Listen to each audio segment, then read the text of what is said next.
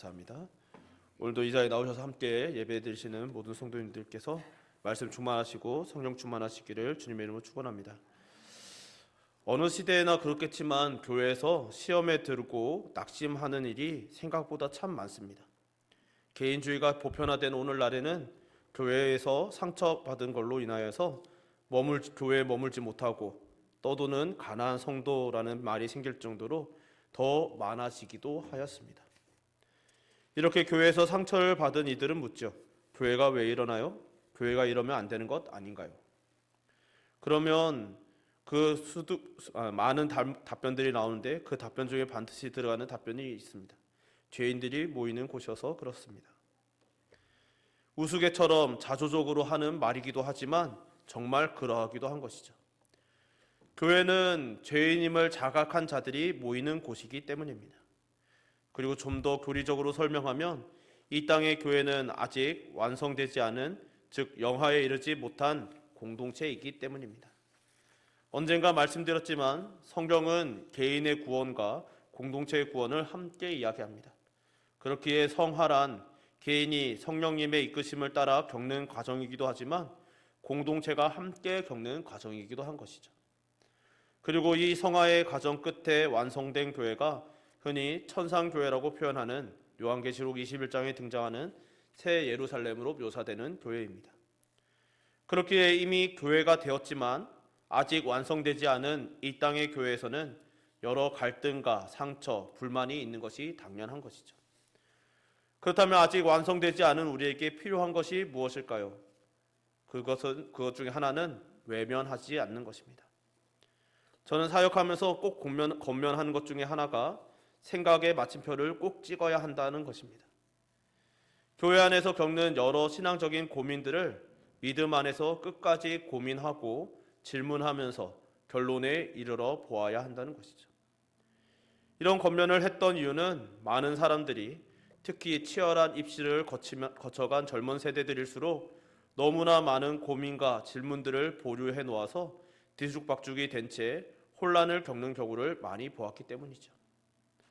어떤 이들은 오늘날 사춘기가 극심한 이유 중에 하나는 이런 질문들, 인간이라면 살아면서 반드시 해야 되는 질문들에 대한 답을 찾지 않고 뒤로 미루기 때문이라는 이야기도 있습니다. 오늘날 많은 이들이 질문의 답을 찾지 않음으로 인해서 겪는 혼란들, 그리고 그것이 신앙적인 면에서도 많이 있는 것이죠. 이것을 어떤 이는 인생에 항상 있는 급한 일에 밀려나는 중요한 숙제라고도 하고, 어떤 분은 피상성의 함정에 빠진 현상이라고도 합니다. 그리고 이 현상은 기술의 발달로 상대적인 거리와 소통의 속도가 빨라지고 고민보다는 직관이라고 포장되는 즉각적인 감각과 반응 속도가 더 중시되어져 가는 이때에 더욱 심화되어 갈 것이라는 점에서 우리는 더욱 심각하게 받아들여야 하는 것이죠. 교회 역시 이런 세상의 흐름 속에서 자유롭지 못하기 때문입니다. 이것은 갈수록 성경을 읽는 양이 줄어든다든지 말씀과 신앙에 대한 생각이나 묵상이 사라져 간다는 경고들과도 괴를 같이 하는 것이죠. 실제로 사역을 하면서 20여 년간 사역을 했지만 말씀 암송과 관련된 사역은 교회들마다 해마다 점점 줄어들어 갑니다. 암송대회가 여전히 존재하지만 관심이나 참여도는 현저히 줄어드는 것을 봅니다. 또한 성도들의 모임이나 성도들의 교제의 장소에도 많은 이들이 점점 비어져 갑니다. 어떤 이들은 이제 손가락만 움직이면 얼마든지 검색이 가능한데 굳이 암송이 필요하냐고도 하죠. 이미 깊이 있는 연구를 한 전문가들의 결과를 보면 더 효과적이고 실수 없이 더 유익하기도 하지 않냐고도 말합니다. 실제로 말씀과 신앙 관련한 콘텐츠들은 그 어느 때보다 풍성해졌고 많은 이들이 이것을 공유하며 보고 듣습니다. 이 모든 것들은 분명 우리에게 유익하다는 것에는 동의합니다. 그러나 이것에 의존하면 부작용도 매우 크다는 점을 알고 경계해야 할 필요도 있는 것이죠. 오늘날 많은 교인들이 직관성을 좋아합니다. 질문을 하거나 설명이 길어질 것 같으면 결론만 말해달라고도 합니다. 예배, 찬양, 설교 등을 할 때 접할 때 즉각적으로 와닿는 키워드가 있어야 된다고 생각하죠. 그래서 어떤 교회들은 이를 위해 짧고 명료하며 강렬한 인상을 줄 수 있는 쇼츠와도 같은 메시지들을 많이 활용합니다. 그런 메시지들 중에 어떤 것이 특정한 상황의 노인에게 공감을 얻으면 은혜를 받았다고 느끼고 그런 느낌들이 누적되어 교회로 오게 하기도 한다고도 하죠. 저는 이것들이 잘못되었다고 말씀드리는 것은 아닙니다. 이 모든 것들이 선용되었을 때 매우 유익하며 중요한 사역의 도구가 될 수 있습니다. 그러나 이것에 의존하는 것이 문제라는 것이죠. 한국교회에서 이런 현상들은 사실 한국교회에서만 일어나는 것이 아니라 전 세계적인 현상이라고도 합니다. 그리고 이것을 잘 활용하는 교회들이 오늘날 활성화되고 활력 있는 교회라고 여겨지기도 하고 있습니다.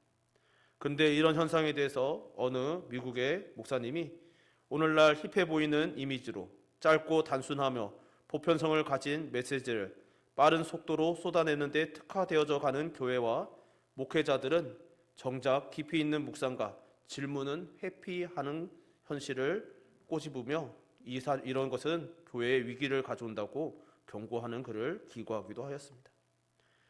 실제로 오늘날 그런 신앙 콘텐츠에 중독된 이들이 많이 있는 것이죠. 그런 이들은 그런 메시지를 보고 만족하고 그들의 감정이 감동하였기에 그것에 자신들이 은혜를 받았다고 생각합니다. 그런데 역설적으로 하나님과는 거리 두기를 하고 있는 것이죠. 그런 콘텐츠들, 그런 짧은 메시지 혹은 그런 메시지들에 중독된 이들이 또 그런 곳에 의존하는 이들이 하나님의 말씀보다는 메신저, 즉 말하는 자에게 집중하고 그 말하는 자를 더 신뢰하는 모습을 봅니다. 자신들이 성경을 보며 그 말씀에 대해서 깊이 묵상하고 하나님의 뜻을 헤아려 보기보다는 그들이 들려주는 해석에 의존하는 것이죠. 자신이 신뢰하는 자가 해석했으니, 그가 설명했으니, 그가 전했으니 그 말이 하나님의 뜻일 거라고 신뢰하는 것입니다. 그 입에서 나온 말을 생각하며 말씀에 비추어서 과연 그러한가 상고하는 모습이 교회 안에서 사라져가고 있는 것이죠. 그래서 말씀은 넘쳐나는데 하나님의 능력과 역사는 희귀해져가는 시대가 되었습니다. 말씀을 대하는 태도뿐 아니라 성도 간의 교제도 점점 적어지고 얇아져 갑니다. 분명 성경은 성도들이 주 안에서 형제 자매라고 하는데 갈수록 남으로 여기는 현상이 심해지고 있습니다. 점점 더 거리를 두는 모습이 선명해져 갑니다. 나만 예배 잘 드리면 되고, 나만 신앙생활을 잘하면 되고, 나만 경건하게 살아가면 된다고 생각합니다. 한 교회에서 같이 옆자리에서 예배 드린다 할지라도 그 사람의 삶에 관심을 가지지 않으려고 애씁니다. 왜냐하면 가까워지면 상처받는다고 생각하기 때문인 것이죠. 이런 모습은 점점 우리 안에서 성도의 교제를 사라지게 만들고 한 공간 안에서 예배 드림에도 불구하고 서로의 영적 상태에 무관심하거나 그저 관찰자로 살아가는 남이 되어가는 현실을 우리에게 보여주고 있는 것이죠. 앞서도 말씀드렸지만 이런 경향성은 사실 이런 시대적인 문제만은 아닙니다. 죄성은 언제나 있어 왔고 이런 현상들은 죄성에 의한 현상이기 때문인 것이죠. 죄는 인간에게 수치와 부끄러움을 주었습니다. 아담과 하와가 선악과를 따먹고 하나님을 직면하는 순간 그들은 수치와 부끄러움으로 몸을 숨기죠. 이것은 필연적으로 감추고자 하는 본능으로 이어지는 것입니다. 그러니까 태초에 하나님께서는 인간을 깊이 있는 소통과 관계를 맺는 존재로 창조하시고 그런 관계를 맺어 오셨는데 하나님과의 관계뿐만 아니라 사람들과의 관계도 그런 친밀하고 가까운 관계가 되게 하셨는데 죄로 인해 자신의 수치스러운 부분, 부끄러운 것들을 가릴 수밖에 없는 존재가 되어버린 것이죠. 그러면서도 역설적으로 하나님 형상이기에 깊은 관계를 열망하는 모순적인 존재가 되어버렸습니다. 그래서 인간은 저마다의 성을 쌓아가며 살아가죠. 자신을 보호하기 위해, 자신의 부끄러움을 감추기 위해 자신을 안전하게 만들 수 있을 것이라고 여겨지는 성들을 쌓습니다. 그리고 서로의 성을 침범하지 않기를 바랍니다. 근데 동시에 이 성벽을 갈수록 높이지만 대신 성벽을 잘 꾸며두는 것이죠. 나를 잘 숨기고는 싶은데, 나를 잘 보호하고는 싶은데, 한편으로는 사람들이 나를 봐주었으면 좋겠고 기왕이면 내가 좋은 사람이라고 여겨줬으면 좋겠다라는 이중적인 마음 때문입니다. 타락했음에도 여전히 하나님의 형상이기 때문에 생기는 모순이며 아이러니인 것이죠. 그리고 이것을 해결해 주시기 위해 우리 주님께서 오신 것입니다. 그러니까 구원은 죄로 인해 생긴 모순을 해소하고 하나님과의 수직적인 관계와 함께 형제 자매들과의 수평적인 관계를 회복함으로써 하나님의 형상을 회복하게 하신 역사인 것이죠. 우리가 회복해야 할 모습과 이 회복이 성자 하나님을 통해 궁극적으로 이루어질 것임을 말해온 것이 구약이고, 그 일이 성취되었으니 이후 우리가 어찌 살아야 하는지, 궁극적으로 우리가 어디에 이르러야 하는지, 즉 성화의 끝을 말해주는 것이 신약이라고 말할 수 있는 것입니다. 그리고 이것을 명료하게 그러나 깊이 있게 알려주신 가르침이 바로 오늘 본문인 것이죠. 오늘 본문의 한 서기관이 묻습니다. 오늘 모든 계명 중에 첫째가 무엇이니까? 이에 주님께서 대답하시죠. 예수께서 대답하시되 첫째는 이것이니 이스라엘아 들으라. 주 곧 우리 하나님은 유일한 주시라. 내 마음을 다하고 목숨을 다하고 뜻을 다하고 힘을 다하여 주 너의 하나님을 사랑하라 하신 것이요. 둘째는 이것이니 내 이웃을 내 자신과 같이 사랑하라 하신 것이라. 이보다 더 큰 계명이 없느니라. 아멘. 613개의 조항으로 이루어진 율법과 선지자, 즉 구약 전체를 단순 명료하게 요약해 주신 것이죠. 이것을 좀 더 단순하게 정리하면 하나님을 사랑하고 이웃을 사랑하는 것이 바로 하나님의 뜻이라는 것입니다. 근데 이때 사랑은 그냥 내가 좋아합니다 정도의 사랑이 아닌 것이죠. 말과 그냥 입으로만 하는 사랑이 아니라 마음과 지혜와 힘을 다해 사랑하는 것이라고 성경은 이야기합니다. 즉 성경은 우리 주님께서는 하나님의 뜻은 깊은 사랑의 관계를 맺는 것이라고 말씀하시는 것이죠. 이 전자의 말씀을 보면 더 선명해지는 것들이 있습니다. 예를 들면 구약과 신약에 공통적으로 나오는 말씀 중에 제사 혹은 예배보다 우선되는, 정확히는 예배의 전제가 되는 것이 있다라는 것이죠. 구약에선 유명한 표현이 순종이 제사보다 낫다는 것입니다. 신약에서는 제사를 드리다가, 우리 주님께서 가르쳐 주신 말씀이죠. 제사를 드리다가 형제에게 원망 들을 일이 생각나면 먼저 화목하고 나서 마저 제사를 드리라는 주님의 가르침입니다.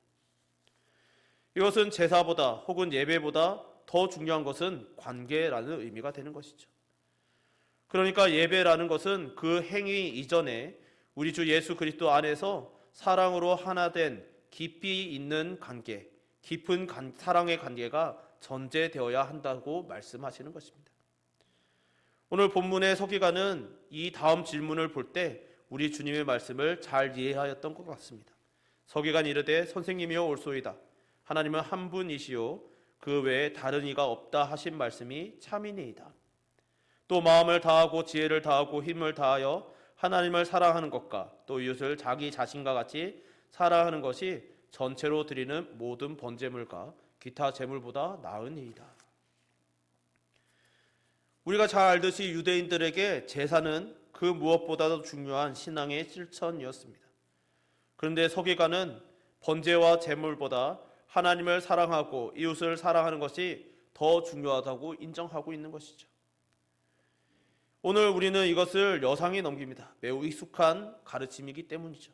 그러나 당대에 이 서기관뿐 아니라 이 고백을 함께 듣는 이들은 매우 큰 충격을 받았을 것입니다.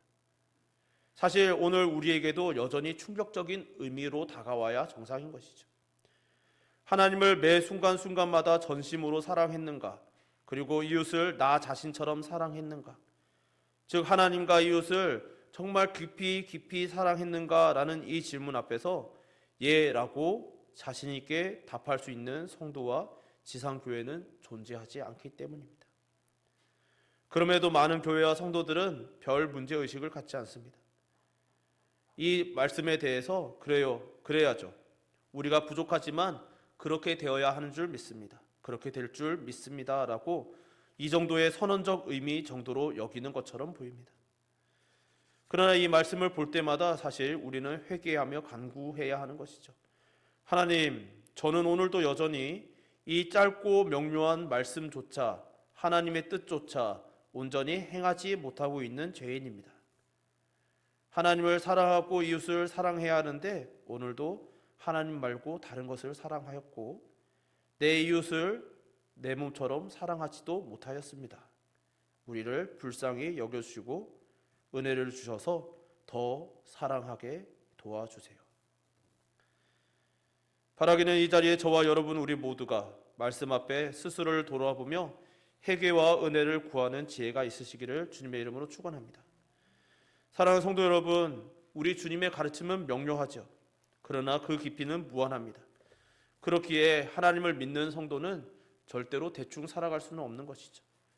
수박 겉타지기식의 신앙생활도 있을 수 없습니다. 물론 우리의 한계로 그런 순간들은 있을 수 있지만 우리의 방향성의 문제인 것이죠. 우리의 방향성이 때로는 우리가 연약함으로 넘어져도 실수하여도 머뭇거려도 주저앉아도 결국은 하나님의 말씀에 순종하기 위해서 날마다 돌이키고 말씀에 비추어서 하나님을 뜻을 따라 살아가야 하는 것입니다. 그러니 오늘 말씀을 통해 우리는 예배라는 외형만을 쫓는 자들이 아니라 성경이 우리 주님께서 우리에게 가르치시는 하나님 사랑, 이웃 사랑이라는 깊은 사귐의 교제 또한 사모하며 점점 더 깊이 누리시는 성도님들 되시기를 주님의 이름으로 축원합니다. 그러기 위해 우리는 깊이 있는 예배를 드려야 하는 것이죠. 앞서 예배라는 형식 이전에 깊은 사랑의 교제를 말씀드렸지만 역설적이게도 예배에 깊이 들어가지 못하면 특히 말씀의 은혜가 우리의 심령 깊숙이 받아들이지 못하면 이런 사랑의 교제를 시작하지도 못합니다. 그리고 우리의 삶을 특별히 죽음을 포함한 고난을 함께 경험해야 하죠. 그리고 우리가 어제 함께 한 야유회와 같은 성도의 교제라 불리는 코이노니아 또한 함께 해야 합니다. 이 코이노니아라는 단어는 헬라어로 사귐 혹은 교제를 말하는데 이것은 단순히 아는 사이, 그저 우리가 웃고 인사할 수 있는 정도의 사이가 아니라 가지고 있는 자신의 모든 소유까지도 나눌 수 있는 깊은 관계를 의미하는 것이죠. 그렇게 성도의 교제라고 흔히 번역되는 코이노니아는 우리가 생각하는 것보다 더 깊은 교제를 의미합니다. 수차례 말씀드린 바 있지만 성경은 우리에게 개인의 구원과 공동체의 구원을 함께 가르칩니다. 시대적 상황에 따라서 개인의 믿음을 우선적으로 지켜야 되는 순간이 있습니다. 그렇지만 그런 때에도 성경은 공동체의 구원을 위한 간절한 소망과 기도 그리고 사명을 소홀히 하라고 가르치지 않는 것이죠. 그렇기에 그런 시대에 하나님의 말씀을 쫓아 때로는 하나님의 말씀을 순종하여서 죽음이 눈앞에 있어도 말씀을 전하며 선포하였던 수많은 하나님의 사람들이 있었던 것입니다. 그렇게 교회에서 예배와 성도의 교제는 이론적으로는 예배를 우위에 둘 수 있지만 실제로는 분리될 수 없는 가치입니다. 왜냐하면 우리는 성도이고 교회이기 때문인 것이죠.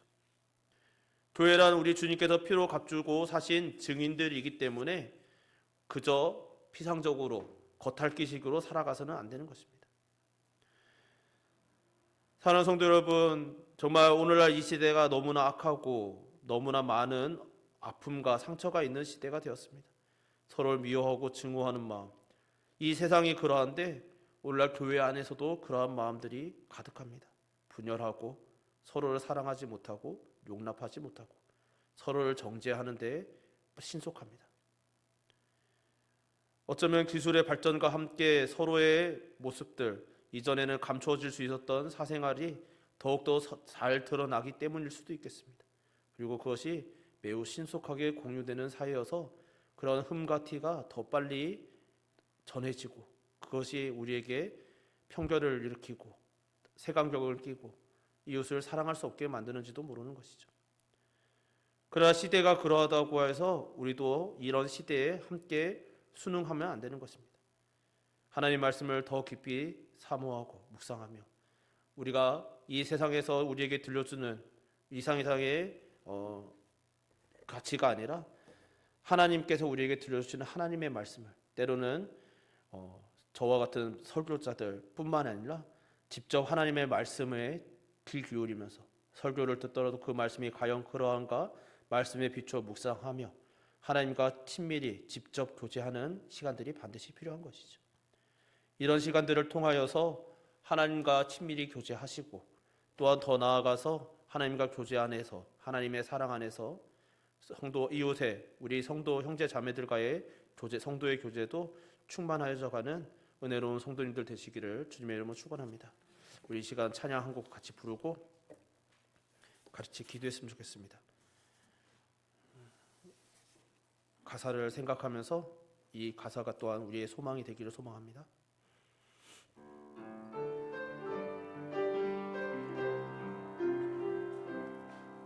우리에겐 소원이 하나 있네. 주님 다시 오실 그날까지 우리 가슴에 새긴 주의 십자가 사랑 나의 교회를 사랑케 하네. 주의 교회를 향한 우리 마음 희생과 포기와 가난과 고난 하물며 죽음조차 우릴 막을 수 없네. 우리 교회는 이 땅의 희망 교회를 교회되게 예배를 예배되게 우리를 사용하소서. 진정한 부흥의 날 오늘 임하도록 우리를 사용하소서. 성령 안에 예배하리라. 자유의 마음으로 사랑으로 사역하리라. 교회는 생명이니 교회를 교회되게 예배를 예배되게 우리를 사용하소서. 진정한 부흥의 날 오늘 임하도록 우리를 사용하. 우리 다시 한번 찬양합시다. 우리에게 소원이 하나 있네. 우리에겐 소원이 하나인데 주님 다시 오실 그날까지 우리 가슴에 새긴 주의 십자가 사랑 나의 교회를 사랑케 하네. 주의 교회를 향한 우리 마음 희생과 포기와 가난과 고난 하물며 죽음조차 우릴 막을 수 없네. 우리 교회는 이 땅의 희망 교회를 교회되게 예배를 예배되게 우리를 사용하소서. 진정한 부흥의 날 오늘 임하도록 우리를 사용하소서. 성령 안에 예배하리라. 성령 안에 예배하리라. 자유의 마음으로 사랑으로 사역하리라. 교회는 생명이니 교회를 교회되게 예배를 예배되게 우리를 사용하소서. 진정한 분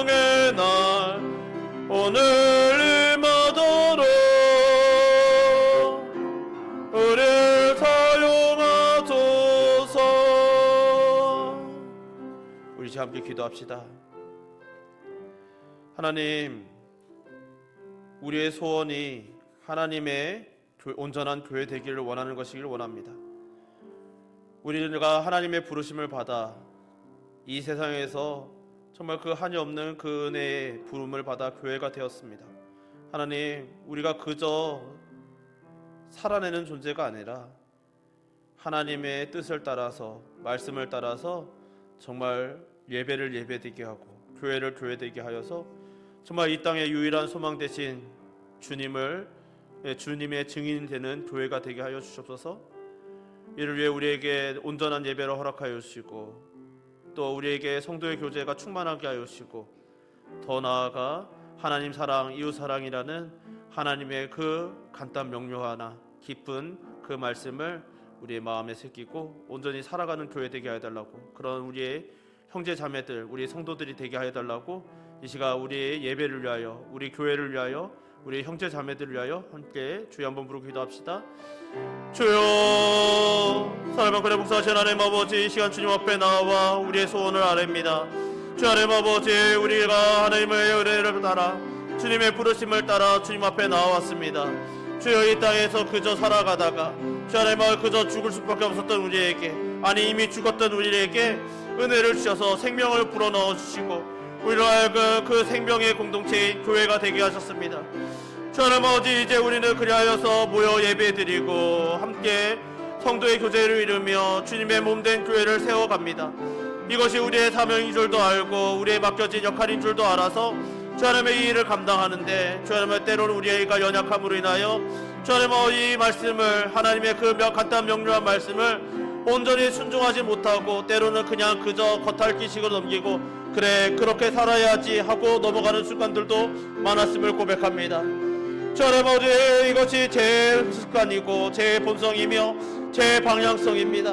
하나님의 말씀을 그저 여상히 넘기게 하는 것, 하나님의 말씀을 깊이 있게 묵상하지 못하게 하는 것, 그것이 선포될 때 그렇지 동의하고 넘어가게 하는 것. 주 하나님, 그러나 하나님께서는, 우리 주님께서는 말씀을 통하여서 깊이 있게 생각하라고, 이 말씀의 강령이 무엇인지 깨달으라고, 그리고 그 말씀을 깨달았을 때 주 하나님 아버지, 하나님의 나라에서 멀지 않다라고 우리에게 들려주셨습니다.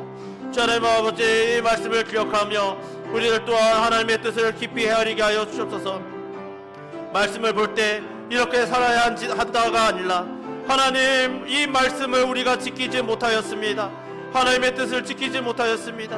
우리를 불쌍히 여겨 주시옵소서라고 회개하고, 주 하나님 아버지, 우리가 더욱더 하나님 앞에 가까이 나가고 더욱더 하나님께 친밀히 나아가며 하나님과 친밀한 교제 나누는 성도가 될 뿐만 아니라 우리에게 허락하신, 우리에게 한몸 되게 하신 우리의 형제 자매를 사랑하며 더 나아가 이웃을 사랑할 수 있는 하나님 아버지의 말씀을 순복하고 따르고 주 하나님 아버지, 그 삶을 살아낼 수 있는 성도 되게 하여 주옵소서. 이를 위하여 우리 예배가 더욱더 풍성하여지게 하시고 하나님께 깊이 나아갈 수 있는 깊이 있는 예배가 되게 하시며, 또 하나님 아버지 은혜 가운데 주여 그 말씀을 깊이 묵상하고 또 하나님께서 우리에게 주신 그 모든 은혜를 나누며 주여 하나님의 성도의 교제를 충만하게 이루어가는 교회 되게 하여 주시옵소서. 오늘도 우리에게 주신 모든 말씀에 감사드리며 우리를 날마다 인도하여 주시옵소서. 사랑이 많으신 하나님 아버지, 오늘도 이렇게 저희들 불러주시고 주의 말씀을 헤아려 보게 하심을 감사드립니다. 오늘 우리 주님께서는 우리에게 성경 전체를 요약하여 주시며, 성경은, 하나님의 뜻은 하나님을 지극히 사랑하는 것이고 이웃을 지극히 사랑하는 것이라고 들려주시는 것을 우리가 함께 보았습니다. 우리가 이 말씀을 들을 때 너무나 많이 들어서 잘 아는 말씀이라고 해서 여상이 넘어가는 일 없도록 우리의 심령을 깨워 주시옵소서.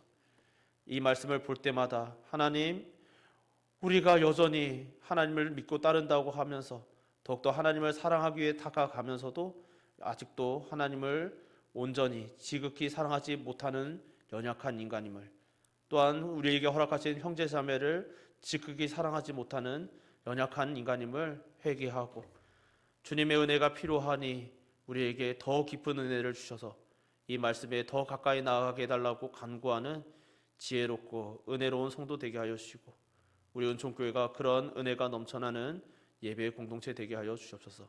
그래야 우리를 통하여서 하나님의 사랑이 드러나게 하여 주시고 그 드러나는 사랑으로 인하여 하나님의 뜻이 그 사랑이 우리의 이웃들에게 흘러갈 수 있게 하여 주시옵소서. 우리에게 허락하신 모든 은혜에 감사드리오며 예수님 이름으로 기도드립니다. 아멘.